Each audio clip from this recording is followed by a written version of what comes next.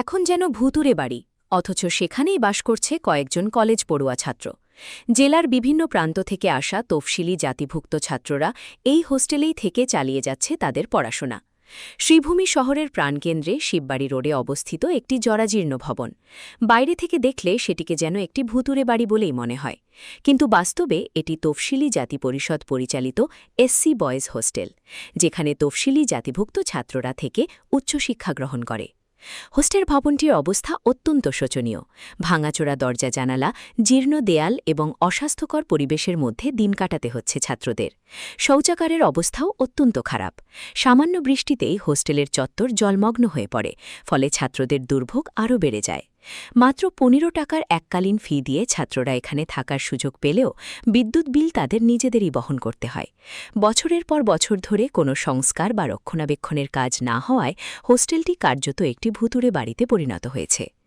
বারবার হোস্টেল সংস্কারের দাবি উঠলেও আজ পর্যন্ত তার কোনো স্থায়ী সমাধান হয়নি, ফলে বাধ্য হয়ে এই অস্বাস্থ্যকর ও অনিরাপদ পরিবেশেই পড়াশোনা চালিয়ে যেতে হচ্ছে ছাত্রদের। সমস্যা হচ্ছে কি, জলের একটু প্রবলেম হয়, আর রুমগুলো তো একটু বাজে, রুমগুলো ক্লিন করা হয় না। আর রুমের যে দরজাগুলো আছে এগুলো ভাঙ্গা, দরজা ভাঙ্গা। আর রুমের কন্ডিশনটা অনেক খারাপ। এখানে যদি রুমের কন্ডিশনটা ঠিক করা হয় যেন অনেক স্টুডেন্ট আসতে পারবে, যারা গরিব স্টুডেন্ট তারাও আসতে পারবে। আমি এখানে দেখছি যে এই রুমটা আছে, এদিকে এই রুমটা আছে, এই রুমের দরজাগুলো ভাঙ্গা। তো এটা যদি ঠিক করানি হয়, আমরা যে নিউ স্টুডেন্ট যারা কলেজ কলেজে অ্যাডমিশন নিবে এবার তারা এসে এখানে থাকতে পারবে। এটা কি, এটা কতজন এখানে রো এখন? এখানে এখন তো বর্তমানে আমি যতটুকু জানি 7 জন আছে এখানে। এটা কি হোস্টেল? এটা হচ্ছে SC hostel, B.R.. Ambedkar hostel.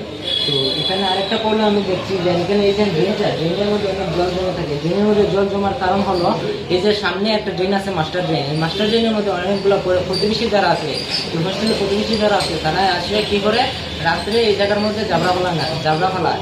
এই জাবরা ফেলানোর ক্ষেত্রে যে ড্রেনটা এটা বন্ধ হয়ে যায়। এই ড্রেন বন্ধ হওয়ার ক্ষেত্রে এই যে এইদিকে ড্রেনের মধ্যে প্রবলেম হয়, এই যে এই ড্রেনটা বন্ধ হয়ে যায়।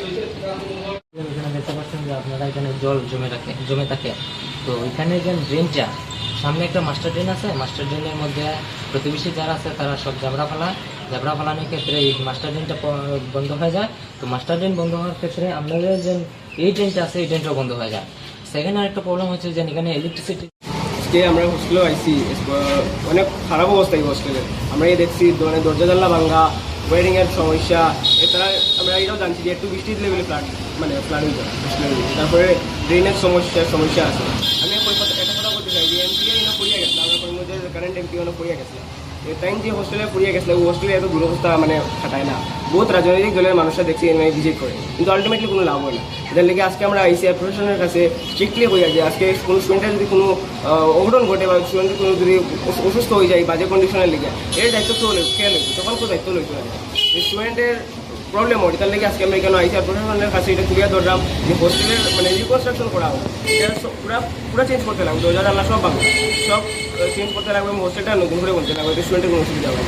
আর যদি ঠিক না হয়, স্টুডেন্টের অসুবিধা হয়, আমরাও আগামী দিনে করবো।